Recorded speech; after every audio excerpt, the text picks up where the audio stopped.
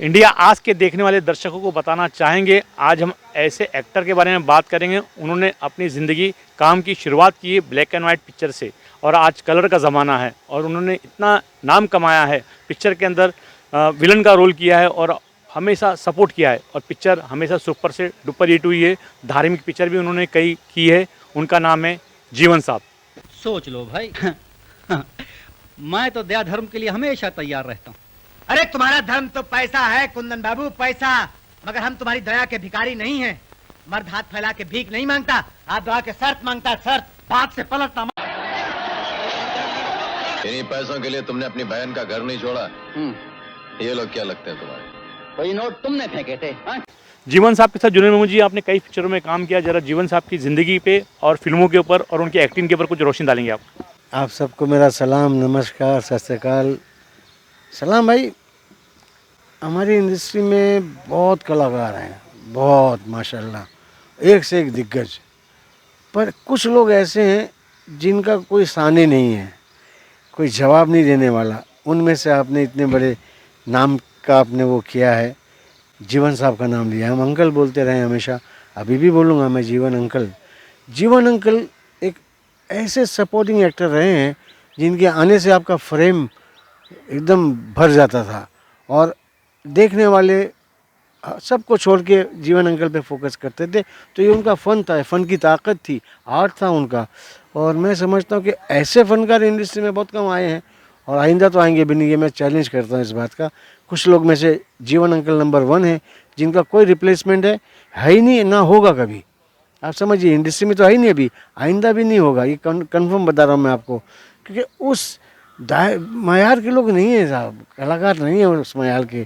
कुछ लोगों को शायद मेरा बोलना बुरा भी लगे तो मैं उनसे माफ़ी भी चाह लूँगा, पर जब वो जीवन अंकल को परफॉर्म करते हुए देखेंगे ना तो बुरा नहीं मानेंगे। वो बोलेंगे जूनियर सही बोल रहा था। तो बहुत बड़े लोग हुए हैं। और मैं आपको बताऊं, मैं बात कर रहा हूँ आपसे 1967 की, 1967 की, जब मैंने पहली बार इन्हें देखा था। फिर हमारी ब्रह्मचारी शुरू हो गई थी। फिर जो सेट पे मैं गया, फिल्म थी बालक, B.K. आदर्श साहब की फिल्म थी। उसका एक गाना बड़ा मशहूर था, सुन ले बापू ये पैगाम, मेरी चिट्ठी तेरे नाम। तो उसमें सारिका थी जो लड़का बनी थी, सूरज के नाम से, मास्टर सूरज के नाम आता था उनका। माशाल्लाह बहुत अच्छा परफॉर्म किया था उन्होंने। तो उसमें मैंने पहली बार उस सेट पे मैंने जीवन अंकल साहब को पहली बार मैं मिला था। और सलाम भाई, बहुत सीखा हूँ मैं लोगों से, बहुत सीखा हूँ। मेरी तो हर एक्टर मेरे लिए इंस्टीट्यूशन है, हर एक्टर, हर डायरेक्टर। तो जब मैंने देखा तो इतना गुस्सा करते थे पर्दे पे, तो विलन ही देखा था उनको। जब पर्सनल लाइफ में देखा तो मैं कह रहा बाप रे, ये तो बिल्कुल ही मोम से भी ज़्यादा हैं। तो बहुत बहुत मध्यम बोलने वाले, बहुत प्यारा बोलने वाले और ज़बान के हैं, ज़बान के वक़ार वाले। तो बहुत कुछ सीखा मैंने और मुझे बहुत प्यार मिला उनका। वैसे बेसिकली तो सबसे बहुत मिला है, लेकिन कुछ लोग ऐसे जिन्होंने एक्सक्लूसिवली बहुत प्यार किया, मुझे बहुत ज़्यादा प्यार किया। जीवन अंकल पड़ोसी भी हो गया कुछ दिनों बाद में उनका, तो आना जाना बढ़ गया मेरा उनके पास। तो जीवन साहब जैसा सपोर्टिंग एक्टर हो ही नहीं सकता। आप देखिए पुरानी फिल्में अगर आप टटोलेंगे, खोजेंगे तो पता ही लगेगा दिलीप साहब से लेके सबके अपोजिट ये विलन रहे हैं। और ऐसे विलन के साथ अगर दिलीप साहब अपनी जगह, तो जीवन अंकल को भी लोग याद करते थे, अरे यार जीवन साहब कमाल किया, जीवन ने कमाल किया। ये तो आपकी अचीवमेंट है, ये आपके यानी आप महराज पे पहुंच गए परफॉर्मेंस की। तो ये बड़े लोग हैं। और फिर वही कहूँगा कि मैंने इनके साथ वक्त बिताया है, कैमरा शेयर किया है, स्क्रीन शेयर किया है। तो मुझे ऐसा नसीब वाला तो मुश्किल से ही आपको मिलेगा इस मुल्क में। हाँ, देखा जाए जीवन साहब के साथ आपने कितनी पिक्चर में काम किया, बताएंगे? जीवन अंकल के साथ अगर याददाश्त मेरी सही चल रही हो तो 8-9 फिल्में तो मामूली बात है। क्या बात है, मामूली बात है, मामूली बात है। कुछ पिक्चर का नाम याद कराएंगे आप? जी, जैसे मैंने बालक का नाम लिया, मैंने चंदा बिजली का नाम ले रहा हूँ मैं। चंदा बिजली हमारी शेख मुख्तार साहब की फिल्में थी 2, एक थी उस्ताद पेद्रो और दूसरी थी गुरु और चेला। बहुत बहुत मज़े किए हमने सेट पे, बड़ा एंजॉय किया। छोटा था मैं तो सब लाड करते थे मुझे, तो बहुत प्यार मिला मुझे इन लोगों का। और बहुत नसीब वाला हूँ क्योंकि मैं अच्छे लोगों में रहा हूँ। मैं जीवन अंकल का एक ऐसा किस्सा सुनाना या शेयर करना चाह रहा हूँ आपके देखने सुनने वालों से। हमारी उस्ताद पैदो का नाम लिया मैंने फिल्म का। उस्ताद पैदो ये शेख मुख्तार साहब की फिल्म थी। उस ज़माने के टॉप एक्टर, बहुत लहीम शहीम और अच्छी ज़बान वाले और अच्छी खुराक वाले माशाल्लाह थे भी क्या शेख मुख्तार साहब, आपको अगर याद हो तो प्रोड्यूसर थे फिल्म के और मैं उसमें डबल रोल कर रहा था। रामो श्याम लगी थी तो सब इंस्पायर हो गए थे रामो श्याम से वगैरह वगैरह। तो हर एक ने कॉपी की, तो हमने भी कॉपी की यूसुफ साहब की, क्या है मगर छोटी कॉपी है चवन्नी वाली। तो उस फिल्म की शूटिंग के लिए हम जाते थे हैदराबाद, क्योंकि रजवाड़े का कुछ ऐसा बैकड्रॉप था कहानी का। तो वहाँ जाते थे हम, बड़े बड़े वहाँ पे महल वहल थे, तो वहाँ हम जाते थे शूटिंग करने। एक रोज़ की बात है, मैं चूँकि पड़ोस में रहता हूँ जीवन अंकल के, तो अंकल का फ़ोन आया लैंडलाइन पे, बोले तू चल रहा है सुबह हैदराबाद। मैं कहा जी जी। उस टाइम पे क्या था, सुनने वालों को बता दूँ, आज के बच्चों को बता दूँ कि डेकोटा नाम की फ़्लाइट होती थी और फ्रेंच फोकर, और ये छोटी फ़्लाइट होती, ज़्यादा हाइट पे नहीं जाती थी, तो सफ़र बड़ा लंबा होता था ऐसी फ़्लाइटों में। आप समझे ना, हम तो अभी 55 या 60 मिनट में हैदराबाद पहुंच जाते हैं बड़ी फ़्लाइट से, उस दौर में थोड़ा ज़्यादा वक्त लगता था। तो जीवन अंकल ने फ़ोन कर पे तू चल रहा है ना, बोला तो मैं अपने ड्राइवर को नहीं बुलाता हूँ, तेरा ड्राइवर तो आएगा, तो मुझे पिक कर ले ऑन द वे। मैं कहा भाई जय नसीब, मैं कहा मैं अंकल कोई टेंशन की बात नहीं, मैं आता हूँ। बोले हाँ, बोले ऑन द वे तो है। तो मैं कहा ठीक है। अब सलाम भाई क्या हुआ कि हम सुबह गए, पिक कर लिया उनको, पिक करके हम चले गए एयरपोर्ट चले गए। तो इनको लोगों को खाना खिलाने का बड़ा शौक़, खुद को तो था खाने का भी, पर खिलाने का ज़्यादा, वो परसेंटेज उनकी ज़्यादा थी। और शूटिंग पे भी उनके यहाँ से खाना आया करते थे, मोहब्बत से बनवा के मंगाते थे। तो मुझे भी खाने का शौक़ था, क्योंकि उनको पता ही था एनीवेज वो इम्पोर्टेंट नहीं, इन्हें बहुत ज़्यादा था और खिलाने का उससे भी ज़्यादा। तो हम एयरपोर्ट पहुँच गए, मॉर्निंग फ़्लाइट थी, हम जाके बैठ गए अपनी दोनों आजू बाजू में सीट पे फ़्लाइट में। तो थोड़ी देर बाद जब सीट बेल्ट खोलने का वक्त आ गया कि बोले सब ठीक है, सीट बेल्ट खोल सकते हैं आप, तो सीट बेल्ट खोले। तो इन्होंने उस एयर होस्टेस से कहा, कह रहे हैं आप ज़रा एक दो खाली प्लेट ले आएँ। तो एयर होस्टेस भी सर उठा के हिला के चली गई, वो लेके आई 2 प्लेटें। इन्होंने घर से कुछ चीज़ बनवा के लाई थी, वो छोटा सा टिफ़िन खोला उन्होंने, जैसे स्कूल में नहीं बच्चों को अपन भेजते हैं कि भाई ये लेके जाना खाना, ऐसा मगर टना एकदम हेल्दी एकदम। तो बोले देख मैंने ये किया वो किया, ये बनवाया, रात भर पकवाया धीमी आंच पे, कि इसकी धीमी आंच के बाद इसका तो जायका अलग होता है, ये होता है। तो मैं कहा अंकल आप खाइए, मैं नहीं खाऊंगा। बोले क्या बात कर रहा, कैसे नहीं खाएगा, तू खाएगा? मैं कहा नहीं अंकल मैं नहीं खा पाऊँगा। बोले मजाक मत कर, अभी तो सुबह ही हुए, खा ले। मुझे दरअसल मैं सहरी करके बैठा था, रोज़ा था मेरा, और तो छोटा ही था मैं, लेकिन मैं कहा मैं उनको ये बोलूँ कि मैं रोज़े से हूँ, तो उनको ये लगे शाइनिंग कर रहा है ये, तो वो बोलते हुए मैं हिचकिचा रहा था। तो मैं क्यों नहीं खाएगा? अब उन्होंने जब इतना मुझे इसरार किया, इतना बार कहा, तो मैंने कहा मुझे बोल देना चाहिए कि अंकल को मैं उसमें ना रखूँ गुमान में। तो मैंने कहा अंकल ऐसा है कि मैं सहरी करके आया हूँ, रोज़ा हूँ मैं। और बोले आई एम सॉरी। उन्होंने डब्बा पैक कर लिया, खुद भी नहीं खाए। सलाम ये बड़ी बात है, खुद भी नहीं खाए। हम चले गए शूटिंग पे, गए, गाड़ी वाड़ी आई हम लोग की, अंकल के साथ ही था मैं, हम सेट पे भी गए और आउटडोर लोकेशन में भरी धूप में शूटिंग वूटिंग किए।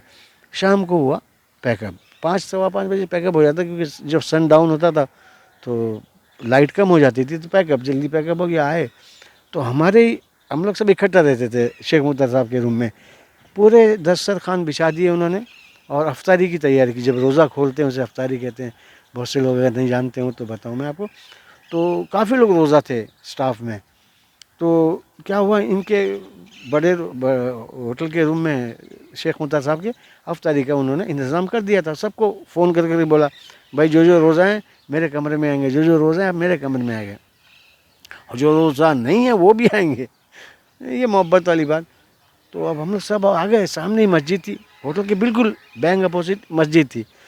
तो अजान का वक्त होने को था, तो जीवन अंकल नहीं दिख रहे थे।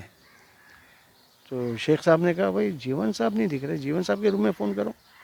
उनके भाई ने जीवन साहब के रूम में फ़ोन किया, तो बेल जाती रही। तो उन्होंने कहा भाईजान वो तो रूम में है ही नहीं।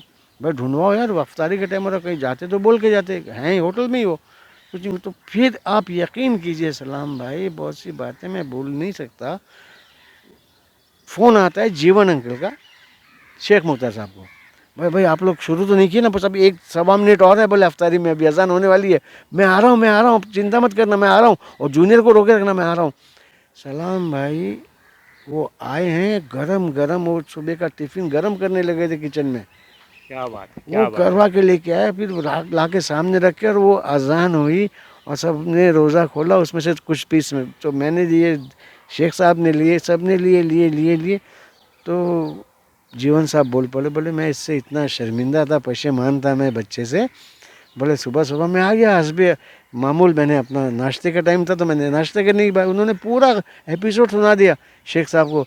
तो शेख साहब बोले वो तो ठीक है, आपने बंद करके रख दिया, ये अच्छी बात है आपकी, पर आपने जो शाम तक बंद करके रखा और अब जो गर्म करके लाए, ये सिर्फ जीवन साहब ही कर सकते हैं।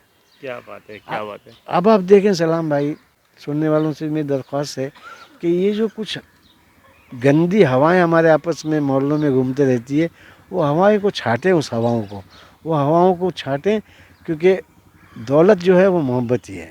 अगर आपने मोहब्बत नहीं कमाई तो बाकी दौलत तो फिर कागज़ के टुकड़े हैं। तो मैं कोई आपको सीख नहीं दे रहा हूँ, प्रीच नहीं कर रहा हूँ, अलबत्ता ये कि हम मोहब्बत बांटेंगे तो खुदाई कसम मोहब्बत ही मिलेगी। जीवन साहब की कोई पिक्चर, जो पिक्चर में आपने नहीं काम किया हो वो सीन बताइए, या जो पिक्चर में आपने काम किया वो सीन बताइए, जो हमारे इंडिया आज के दर्शकों को दिखाना चाहेंगे हम। नहीं, मैं जीवन अंकल का और दिलीप साहब का सीन बताऊंगा। फिल्म थी कोहिनूर, वो सीन को बहुत लोगों ने कॉपी की, अपने आप को फन्ने का बोलते भूत नहीं के, लेकिन हकीकत है कि बहुत सौ ने कॉपी की। वो जब देखते हैं कि ये आ रहे हैं, दिलीप साहब को पता लगा जीवन साहब आ रहे हैं, नशे में हैं, और जीवन साहब से बचने के लिए वो एक आईने के पीछे खड़े हो जाते हैं। मार्वलस, आप दोनों की टाइमिंग देखिए, दिलीप साहब की भी, जीवन साहब की, इनकी ट्यूनिंग देखिए, इनकी बॉडी लैंग्वेज देखिए, आप देखिए प्लीज़ देखिए।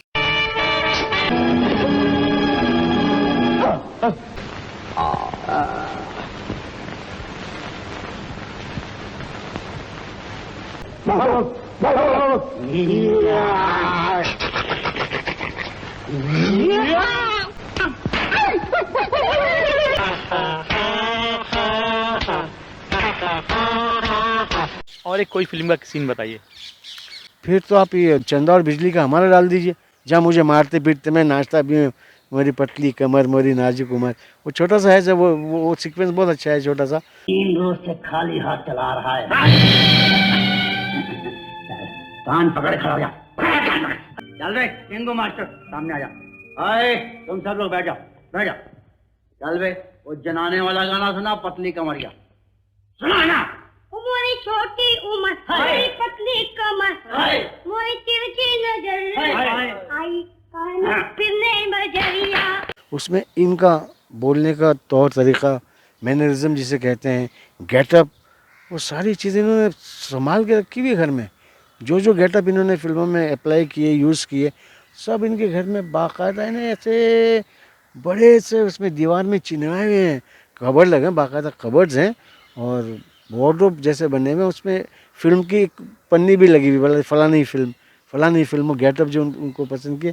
तो मैं दुआ यही करूँगा, और आप भी दुआ करें सलाम भाई, कि ऐसे कलाकार कम से कम 25 साल में एक तो आवे, फिर 25 साल में एक आवे। जीवन साहब ने अपने काम के दौरान हर तरह का रोल किया है, विलन का किया है, कैरेक्टर आर्टिस्ट किया है। उन्होंने नारायण उनका एक सीन बहुत हिट हुआ है, उस पर आप क्या कहेंगे? हाँ, नारद तो खैर जीवन साहब के लिए तो कहते हैं ना कि वो ग्लव्स और हाथ की बात हो गई है, पंजे की। तो अगर नारद का रोल फिल्म में निभाया जाएगा तो सिर्फ जीवन साहब से ही होगा। और जहाँ तक मैं समझता हूँ, बीच में कहीं किसी ने बताया था कि उन्होंने मैक्सिमम नारद के रोल जो किए हैं आज तक इंडस्ट्री में किसी ने, वो जीवन साहब ने किए हैं। उतनी वाहवाही किसी ने कभी नहीं उठाई जितनी इन्होंने उठाई।